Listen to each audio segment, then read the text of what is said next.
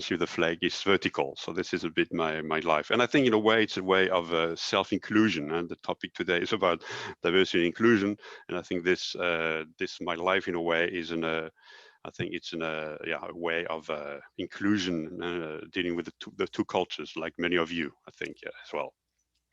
Well, thank you for being there. Thank you, Sietar Tri-State, for inviting me. It's a pleasure to have this transatlantic adventure today. Indeed, as you said, Annette, at the beginning, this is certainly something we can do because it's online. Otherwise, I think we wouldn't meet.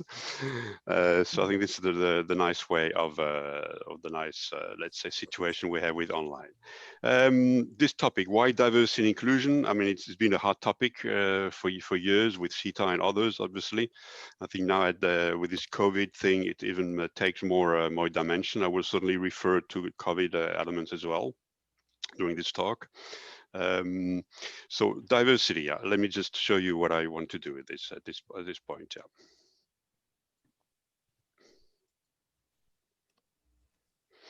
Diversity and inclusion. I will say that in a few minutes, but diversity means a lot of things that you can either provoke it. You can create diversity, like in many companies, in many settings, people try to create diversity out of the lack of diversity.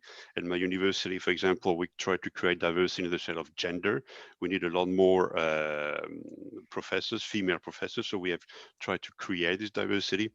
For me, it's not, I see diversity in a different way. I see diversity as something that you inherit.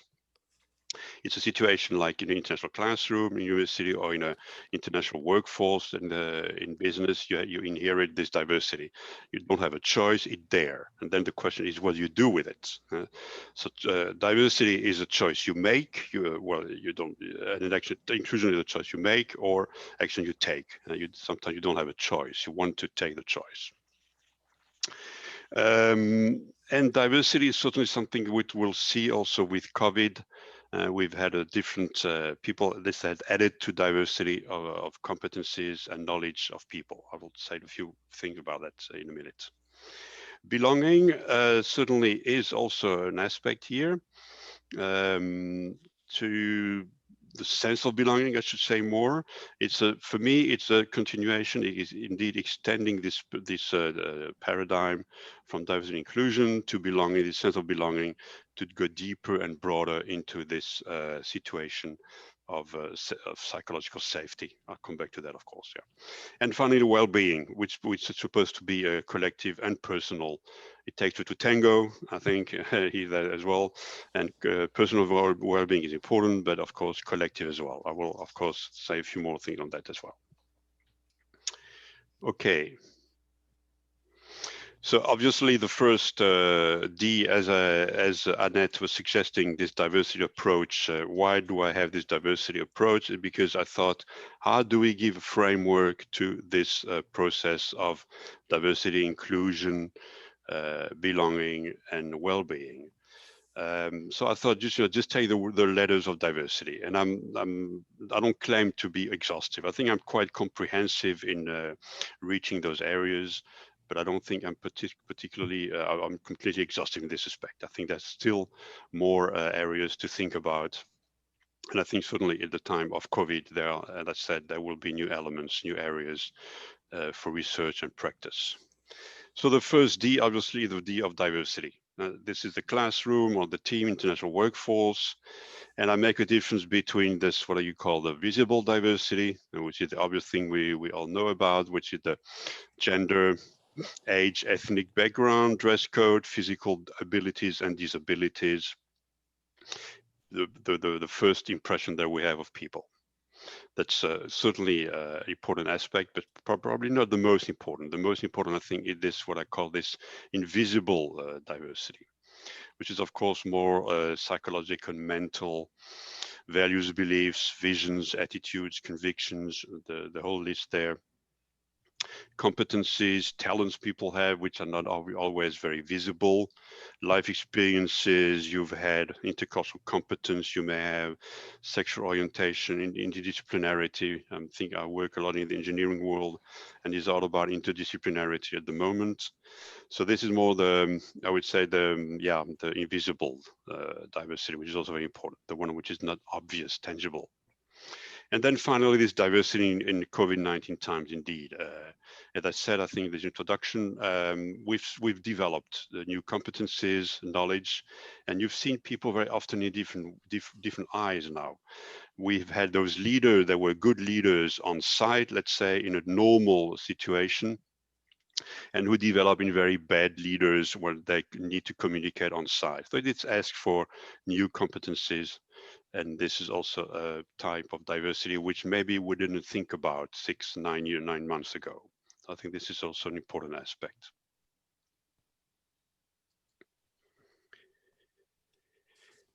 I usually use this metaphor of this puzzle when I want to move from diversity to inclusion. So you would have this broader puzzle, you put it on the table, and this is where the whole process, the whole challenge begins, to put all these pieces into a puzzle and to create this process from diversity into inclusion.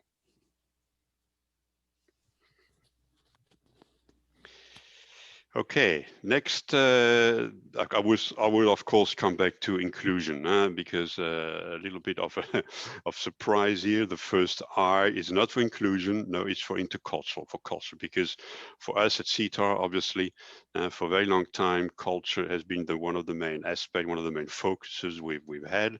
We now know that it's more than that. It's about diversity indeed, but I think still culture is one of the elements of diversity, which is very, very obvious, very important, I think, also for our work. So I decided to put the first I being intercultural culture. I'm not going to give you a long presentation on culture here, obviously not. Maybe just this quote by Edgar Schein, which I like a lot. The way in which a group of people solves problems and reconcile dilemmas. I think this is an interesting definition. I think this is the one I prefer because, let's be honest, I think we all have this impression, as long as things go well, whether it's in a diverse group or cooperation or intercultural or whatever, as long as things go well, culture is very often minimized of even an issue. And when things go, let's say, wrong, difficulties appear, when you need to solve problems, dilemmas, then you can see that culture does play a role. So I will restrain, I think, in a way, culture to this definition for the moment. And of course, adding the fact that we indeed do have that we do have here different levels of culture layers, as we all know. So I'm not going to expand on that too much. I think it's important if you deal with diversity and inclusion that you still identify those different layers. Certainly generational. I deal a lot with young students. I feel more and more this generation gap coming now, the way they use technology, the way I use it, etc. Regional, as we know as well, organizational, obvious, religious, certainly, spiritual, the function, the role you have in society, gender. These are only a few of the layers. And I think I mentioned that because I see culture as a shifting panels. Sometimes we share it, sometimes we don't share it.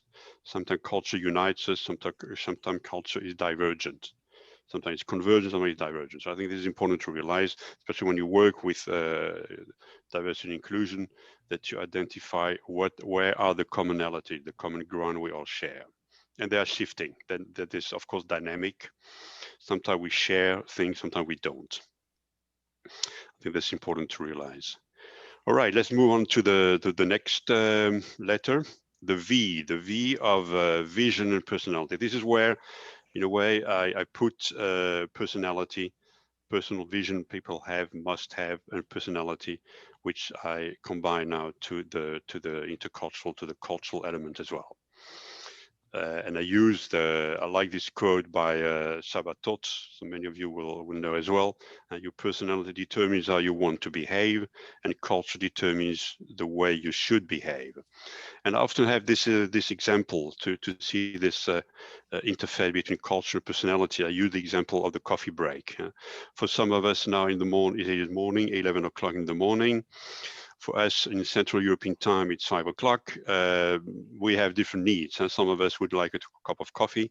Some of us, we may have some early snack for early lunch, early dinner, whatever.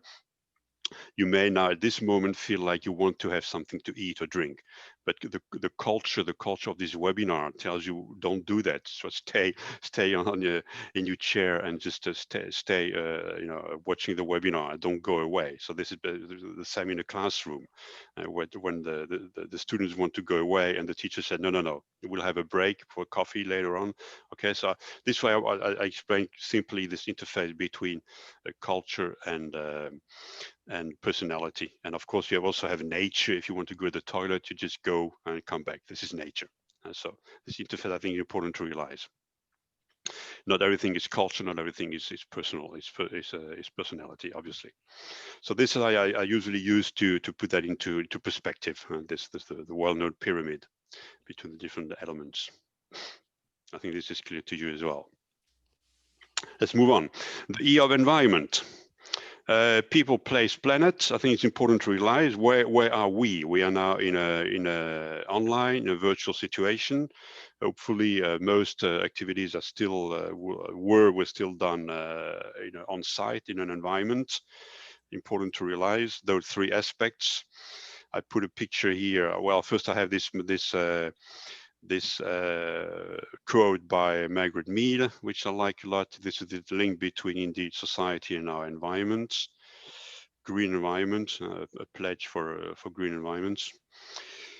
The planet, obviously, and then I put a picture of Eindhoven, just to promote my city a little bit, a high-tech hub in the Netherlands, Brainport, a very technical, techno city, technical environment, which a lot of people like, some other people don't like, depending on what is your, let's say, affinity with technology.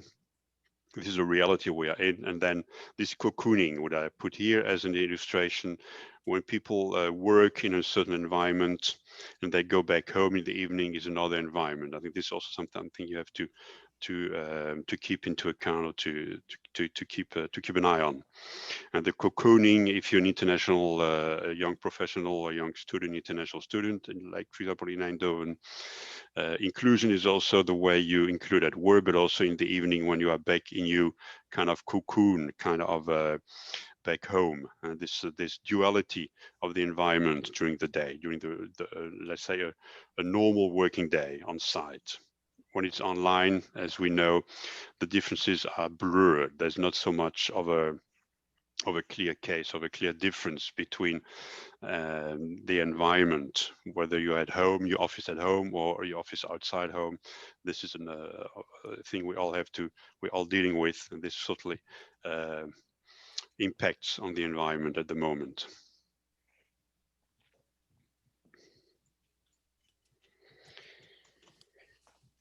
What do you do with this environment? I'm taking here the dimension by von Staubenage, most of you will know. Are we in control of our environment, or are we not? I think this is this VUCA environment we're in at the moment, and this volatile, uncertain, complex and ambiguous, the VUCA we know. I use this VUCA approach here as well to give some kind of framework to how much do you want, you're able to control your environment, whether it's on-site or online.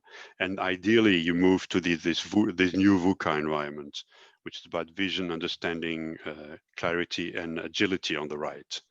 And the first two are, let's say, mental processes, psychological, that you need to create this environment of a vision and understanding. And the last two, I would argue, are more for action, clarity. You want to create some clarity in your life, and agility, obviously. this buzzword of agile. So you have this fragile versus agile. I think this is something we need to move. And I've been researching a little bit on in the Netherlands what happened in the last 9 months, and you could see there is this certainly this very strong urge to reach a new VUCA framework. To master the great uncertainty there is about the virus, and we need to understand things. And I think we are in the process of understanding more and more, but it's not clear yet and not complete agile yet. So this is an ongoing process as well. But we need to go from the old to the new VUCA. But that's so much for the environment, I think, in general. Continue. Going to the R of reflection. I think this is again here something that has to do with personality. You very often I notice the younger generation people they're not so used to reflect. I think this is one of the generation gap. I think not that I'm a big hero in reflecting thing, but I think the younger generation, they are very much used to this ZEP culture, what I call fragmentation as well. And very typically, they not necessarily take the time to reflect. And that's why I put this R here. I think is very important. It's about creating self-inclusion, creating self-confidence as well. And that is done, among other things, by reflecting on your self-inclusion first. And you learn by reflecting. And then possibly it also indeed can be a good preparation against culture shock, because by reflecting properly, I think you can anticipate, I'm generalizing things of course here, but I think you can just in a way anticipate culture shock here by reflecting your situation, by extrapolating on a possible ideal situation. But this mental process is very important. And very much, I do that a lot with our postgrad students. I coach. There's a lot of emphasis put on this reflection process, both for self-inclusion and to create self-confidence, and indeed prevent culture shock possibly as well. All right.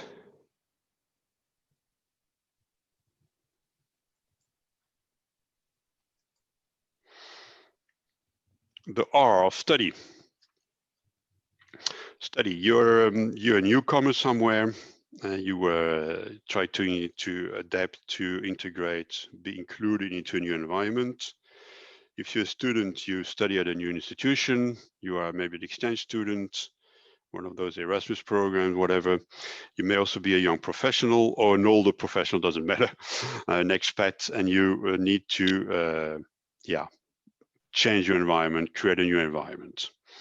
And that's very often, if I take the example of a student, it boils down very often to mastering an international curriculum, discovering, dealing with an international curriculum. You need to adapt to new teaching and learning style. This is quite the new challenge, because very often you come from your previous environment, whether it is academic or business. You will have quite different learning or possibly practicing styles, and this is important if you're a teacher to adapt to the new international classroom, to the new teaching style. So this emphasis is very important here. Let's say academic learning environment, and of course you need to set up a new local network. That's you come from abroad, you need to set up your local network, whether you're an expat, an exchange student, whatever. And this boils down to this in a way. One of the aspects now is to move from online to on-site to online teaching and learning. So this is more than just the little bit of the pun on word that I put here of teach and learn. Moving from one aspect, teaching environment, to learning environment, something both the teacher and the learner must bring about, master, and bring to a good end. So this will impact a lot on the daily practice, the inclusion practice of the students, whether you are included in the environment itself, but also in the academic environment. I think that's what I'm trying to emphasize here. And then this picture next, indeed, this is all what you need to do with the online at the moment. And that's certainly have some impact on learning environments. People are very often lost in their new environments. In a way, they are isolated, possibly need to learn things online, and with this blended learning of human aspects and technology aspects. This is what it's all about here. So the whole SC of study is one of the big challenges at the moment, especially for students, certainly in an, say, academic environment. If there are questions, I could take a little bit of a break here and take questions, ladies. Hi, so far no questions. Okay. I'll put on my camera. Maria commented and said, I usually say real VUCA instead of the new VUCA. And the real VUCA would be what? Which one? It feels like the previous VUCA ideas were a theoretical preparation. Yeah. Okay. Yeah. Sure. Yeah. Whichever. I think I usually say the old and the new, but I mean it's. I'm not sure the real is. I mean, I think the old VUCA is real in a way, and I think that the new VUCA, the agile VUCA, maybe is not so let's say so new so far. I mean, this is where we trying to bring about, but I have my doubts about this new VUCA yet. So obviously, it can be on the personal level. It can also be on a more corporate level, institutional level. This depends, but I think we're not there yet. Yeah, certainly. Right. There is a question that just came in. Vincent, do you do any field research within this framework? I wonder if new empirical data was collected within pandemic times. A good question.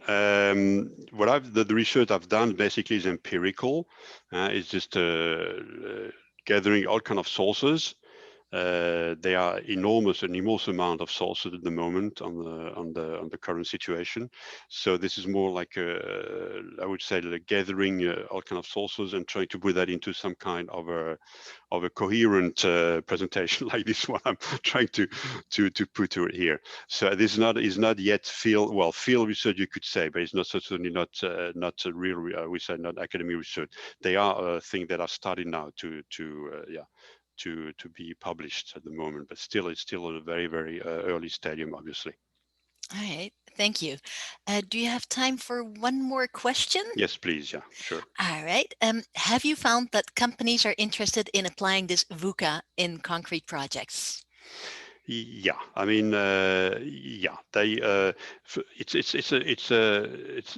it's an approach. You have all kind of approach, and certainly, quite a few people know about this VUCA.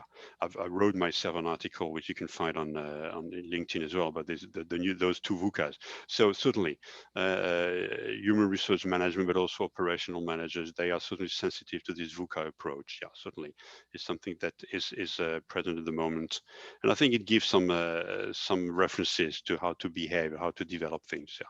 So certainly it has some kind of a let's say it's known around there. Yeah. All right, thank you. All right, let's keep going with the presentation. And Okay. if anybody has any questions, just type them in the chat box. All right, so now we are took this break because now we finally arrived at this important I of the second I of the word of inclusion. So as I mentioned before, inclusion is a choice you make or an action you take. It's not something that comes automatically. I think we all realize that. Yeah, you have this diversity that you inherit. It's an act of nature sometimes, and you want to develop this diversity. So it's an action you take, choice you make, yeah, a behavior you adapt, a goal to pursue. And I think this quote by von Stolpenhauer is quite, let's say, to the point. Diversity is not necessarily something you share, you just have it again, and including something you want to share. This is the action you take, choice you make, action you take, and try to share the diversity. And I put this, I think we all know this quote by Werner Myers, diversity is being invited to the party, inclusion is being asked to dance. I will come back to that in the next stage. So just an introduction here. And then this quote I like about a Chinese proverb. I think this is very much what I'm doing personally, what we're trying to do, all my colleagues at the university. Teachers open the door, but you must enter by yourself. And this is, again, to stimulate this kind of environment. We try to give the international students, or any students in general, for this inclusion process, we try to facilitate the right environment, certainly. Psychological safety and this kind of thing. But at some time, at some stage, the student, the person, the young professional, we have, of course, to enter the room. We're not going to take him or her by the hand into the room. I think this is important. I like this Chinese proverb, which I often use in this respect. Maybe something about this psychological and social psychological environment. I think this is obviously a conditio sine qua non for creating inclusion, not only physically but also psychologically. Very important to have this kind of open mind. Again, it starts with self-inclusion and self-confidence, which you need to develop, and then you are in a way mature. You have created you for yourself, but also the environment has created this psychological inclusion. I have this quote here. I think that asks for a few of those the well-known qualities we use in our intercultural work, and like mutual trust to develop, empathy, obviously, tolerance, patience, open-mindedness. There's a kind of a ideal attitude that you as an individual, but also in a group collectively, we must show, and we must have.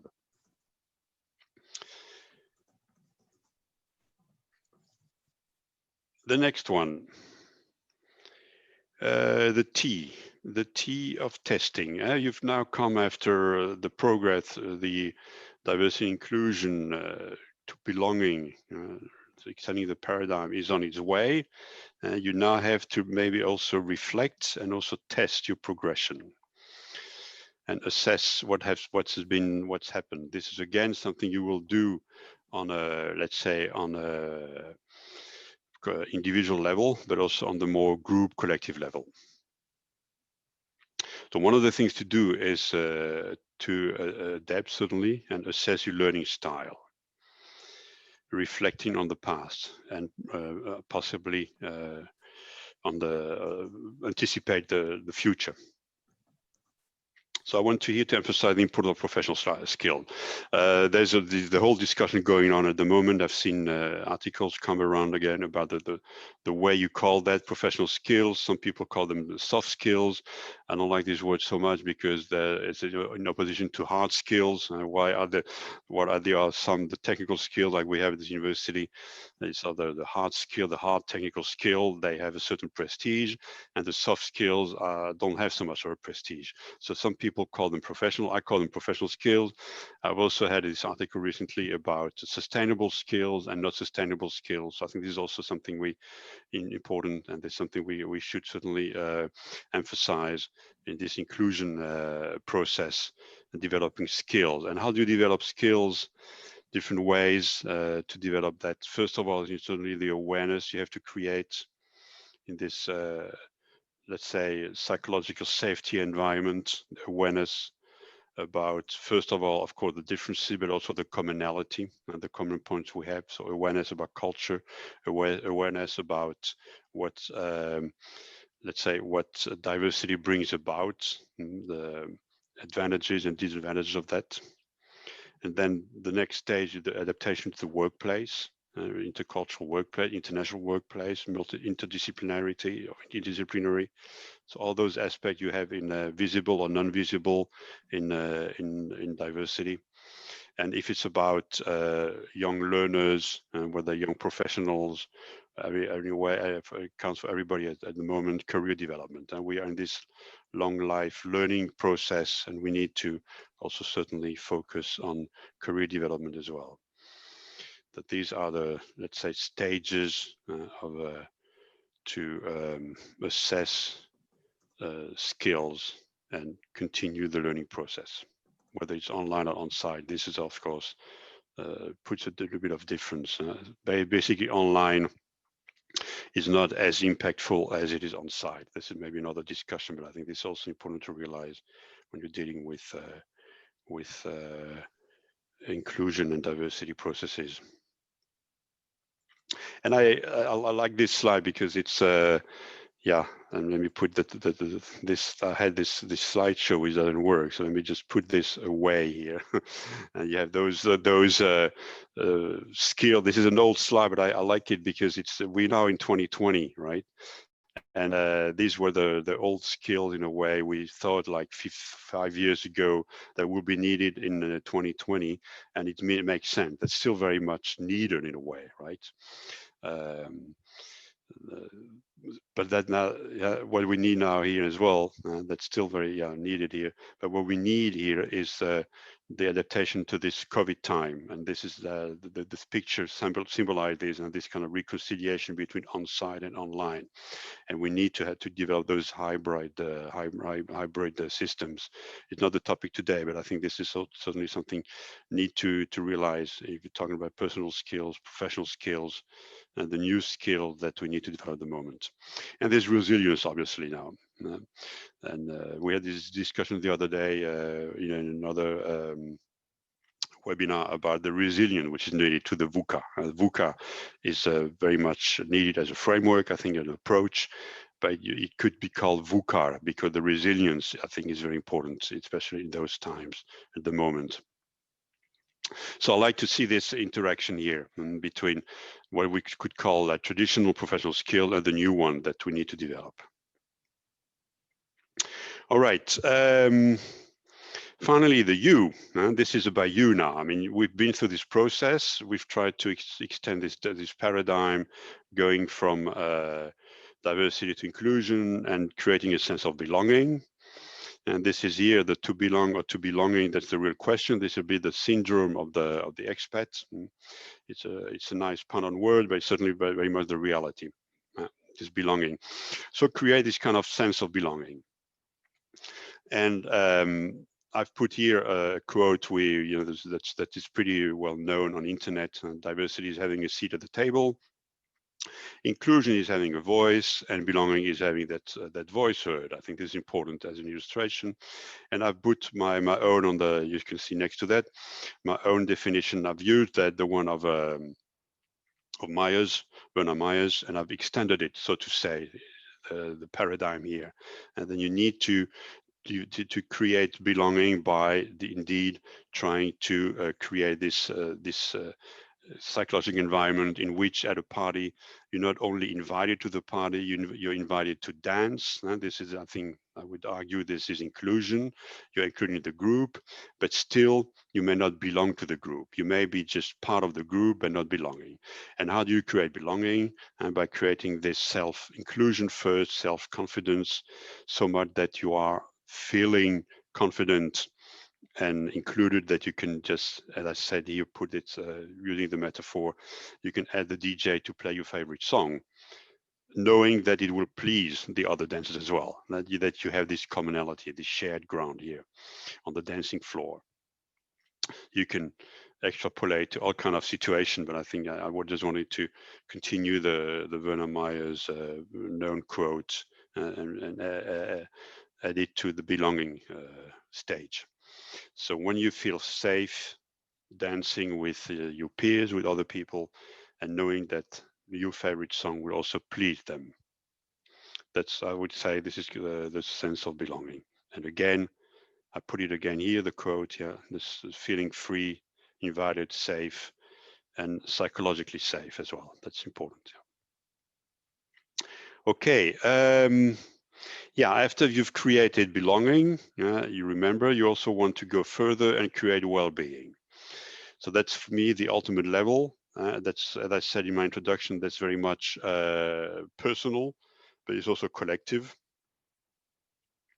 First of all, personally, you have this quote here by this doctor in Eindhoven who had this beautiful quote here. It's a lot more than, of course, health. It's mental health. And this brings me a little bit to a sideline of the neurodiversity, which I'm not going to expand on here, but I think it's important as well. One of those things that are disabilities, possibly like dyslexia, uh, and other disabilities people may have, which are not visible, which are not tangible, whatever, which exist. And I think this is also something you need to address. This is not possibly not the main focus, but if you're in a learning environment, you also have to identify those areas of the neurodiversity. So this well-being, how do you how do you bring that about? Yeah, in various ways. At the moment at the university, we have this vitality week, and this is one of the aspects. You can create all kind of events to promote, to stimulate well-being personally or collectively, the ultimate sense of a stage of inclusion, that people also lead a healthy life. So vitality weeks are possibility that we have, yeah, just doing sports, mindfulness, mental processes, developing those, but also trying to develop a sense of collectivity at work, but also outside work. There's all kind of ways you can develop. This is endless. This is really much up to each let's say institution to develop that. And if I go a bit deeper, I will just present this. We all know this. I think we all know. Many of us will know this model by current riffs. What we need to develop this not only physical, mental, but also psychological well-being. And I've put this and the different needs and the should. And you can see here, and the first one is a need, and the other that should. So it has here some kind of, let's say, yeah, impact or pressure, urge to behave in a certain way and to develop feelings, experiences, a lot of feelings, relationships. So yeah, I think this is good in the sense that it's not just like liberal. I mean, something you need to develop yourself, to yourself, for yourself. And that's, I think, this is the way you develop this psychological well-being, by being guided and not being only just completely independently. Yeah, and then yeah, just to finish on a few more slides, this comfort zone idea and this inclusion, I think, needs to leave this your comfort zone. Otherwise, nothing happens. I think that's, of course, a very personal thing, but certainly the magic happens in the inclusion process, belonging and well-being, not in just being the apathy or denial of only the diversity. I think you need to take action. And then this one, yeah, it's a bit of a joke, but I think within 5 to 10 years, diversity will not only be in human beings, but also in robots that will be accompanying us in around the world. I see in my university already, we have robots. So we have those nurses also as robots in hospitals more and more. They don't get infected, by the way. So I think this is within a few years, well, 5, 10 years, we may have to deal with also diversity in robots, not only in human beings. Yeah, that's a little bit of a joke here, but I think this is our future. And finally, yeah, to continue on that, I see 3 main areas for the future of managing diversity. Artificial intelligence, whether we like it or not, the first picture, whether we like it or not, I think this is the future. It is already part of managing diversity. It's part of all kind of processes. Recruitment, for example, is also, there is already quite a lot of things, quite a lot of, let's say, use of artificial intelligence, but also for daily processes, learning, certainly learning environment, execution as well. Think of manufacturing as well. So artificial intelligence is going to be a part, is already, but will be a very big part of managing diversity. Gamification, this is more the educator in myself here, of course. We see this a very big development. We see that at Sietar, obviously, but also outside Sietar. We see let's say, impact, but also knowledge. We have competency which is being developed on this gamification area. And I think this is certainly one of the areas of the learning and the learning environment. And the neuroscience is no doubt as well. And that's, of course, in a way also related to the other two, certainly to artificial intelligence. Neurosciences is something that has been around now for about 10 years. I remember my first, it was a young Sietar Germany Young Sietar event in Berlin. I think it was about 10 years ago now, that I heard the first, not the term neurosciences, but in relation to our intercultural work. So I think it's been around for a while, and I think this is very much the case with the plasticity of our brains, how we react to the context of diversity, and not so much to the old models. But to the context, how plasticity of our brain is. This is very important to actually develop and apply on the diversity and inclusion belonging process. Okay. Yeah, this was my presentation.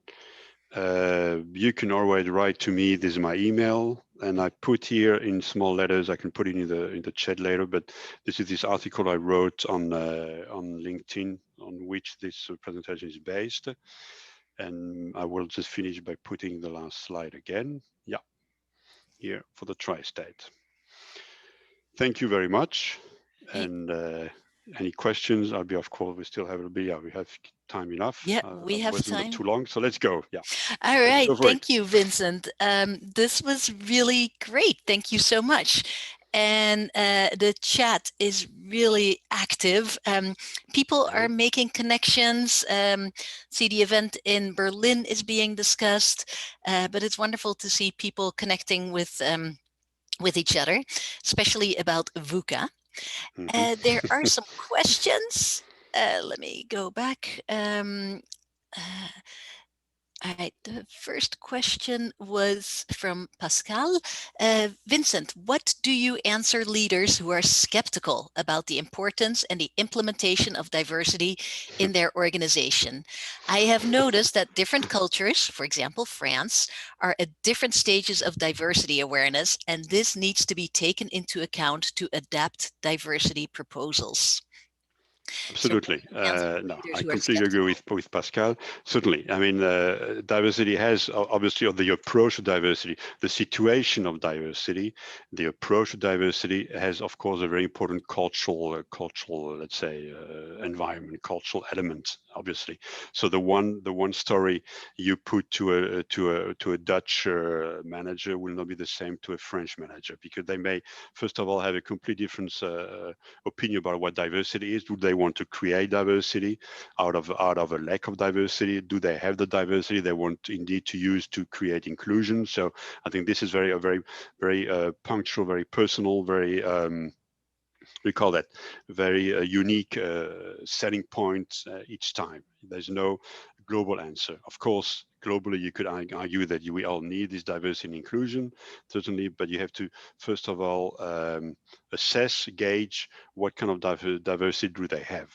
Do they want to create it, or do they have it already? That would be the starting point. I think that I've put in this presentation. First of all, look at what you have. Yeah. All right. Let's see. There are some thank yous. People who are think this was a great presentation. Mafalda asks, Vincent, could you please share the source that stated the top 10 skills? Oh, wait. Oh, gosh. Yeah. The top 10 skills for 2020. Yeah. This is very simply, this is the 21st century skill thing. This is a recurrent, let's say, model about what's taken from industry. There are many sources on that. Basically, you find them under the, let's say, the title 21st century skills for industry. So that's why we, based on what industry needs for young professionals, we develop those skills in our universities around the world. Basically, this is the let's say the environment of the skills, 21st century skills. Yeah, yeah. All right. And then you have various skills in that. Yeah. All right. I'm scrolling through the questions. Let's see. One question I actually have is, I noticed that I'm located in the United States, and here the results and the polls and everything is discussed in terms of different cultural groups, minorities, and everything. And being Dutch, that was very different for me, because in Holland you don't say that, oh, people of this minority vote this way. What's the background for that? Ooh, the background is the background is an immense background. You have legal aspects, the fact that in certain countries there's no statistics about minorities. You have that in the States, indeed, to create diversity by positive discrimination, for example, with gender, with ethnic minorities. So you do have the statistics, which we do not have in France, for example. There are no statistics on minorities because it might be seen as I don't know, as manipulative or being misused by certain groups. So there are no official statistics. So the reason is multifold. Legal aspects, certainly, historical aspects. Each country culture has a different history in this respect, in the term of minorities and the way you deal with minorities. Multiculturalism versus interculturalism, and the multi where you let the people decennia ago, you let the people just do what they wanted. The minority people, they were not stimulated. That's what I say. Not stimulated to integrate. So this was the multiculturalism, which is now being questioned, moved to interculturalism. So these are manifold reasons, and it's a very long answer. And I say historical, social, of course, social, cultural, economic reasons certainly as well. What are the status of the minorities? Are they immigrants? Are they refugees? Are they minorities but born in the country? All those various aspects, and there's not a common answer to that. Yeah. Great. Yeah. That topic for further discussion. Absolutely. Yeah. Another webinar. Exactly. Well, they exist. Those webinars exist already. Sophie asks, hello, Vincent. Could you share with us some success stories about diversity implementation in companies or associations? I could be very quick in I have a very personal one. It's the way that I'm a community advisor at the university, and I deal with let's say what you call the international classroom. And I've wrote by the way, I wrote with other colleagues, we made a toolbox for integration, for inclusion and diversity inclusion in the classroom. So international classroom can be something which indeed can be seen as a success story, in which you have this diversity, as I said, indeed, that you inherit, and then you try to bring about those processes to create this psychological safety for the students to participate fully and to feel part of the class. So this is a whole process we've been, let's say, producing recently in the past years.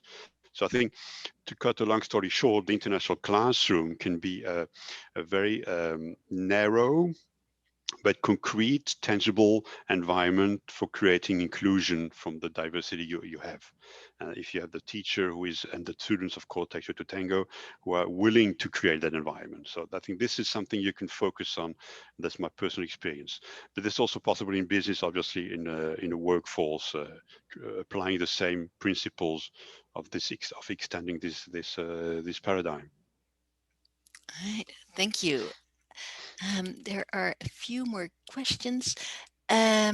Let's make this the last question before we close. Rosemary asks, Vincent, would you be willing to share your toolbox for inclusion? Is that something you can share by speaking about it, or is it something you might want us to send email? Yeah, at the moment, I mean, I would certainly say just send me an email. Those of you interested in this toolbox, it's a toolbox which is made for the academic environment, which is specifically very much focused on the international classroom. Okay, so internationalization of campuses and diversity processes in the international classroom. So if you are an educator, if you are a lecturer in an academic institution, I think you will recognize that, and it's very much usable. If you're in business, there will be things that of course are very useful, recommendations, solutions, practices, best practices that we've put in that, which are also very valuable, I think, but they may not be as applicable to the business environment as it is for the academic environment. So send me an email. I'll be happy to see with you what the possibilities are. Yeah. All right. Well, thank you so much. This has been fascinating, and I feel we've only scratched the surface. But it's the beginning of inclusion. Exactly. But this has been absolutely fascinating. And with that, I'll hand it over to Thais. Yes. Thank you so much, Vincent. Thank you so much for everything. It was fascinating. Thank you so much for sharing your insights. Like he said, I mean, if you would like to receive your slides, please send an email to Vincent. The recording of this webinar will also be shared with you. And please complete the Survey Monkey that you will receive shortly. That will improve us to the quality of our webinars. And we will also like to introduce you to our next webinar. It will take care of January 27 at 11 a.m. Our next speaker is Nitin Deka, and we're very happy to host him. He's actually here. He will be talking about blending intercultural fluency training in diversity, equity, and inclusion transformations. So to keep with the conversation, it will be great. So we hope to see you there. And again, if you would like to join our next webinar, please make sure that you are included in our list, and we'll ask you to like our Facebook page or join our LinkedIn group. Thank you so much. It was great seeing you, and we hope to see you in our next webinar. Thank you. Bye, guys. And thank you, Sietar Tri-State, for hosting us. Yeah, thank you very much. We're very Thais and happy Leila. to have you. Yeah, thank you. And Leila, thank you also for Leila. Thanks, everyone. Bye, everyone. Bye-bye. Thank you. Bye.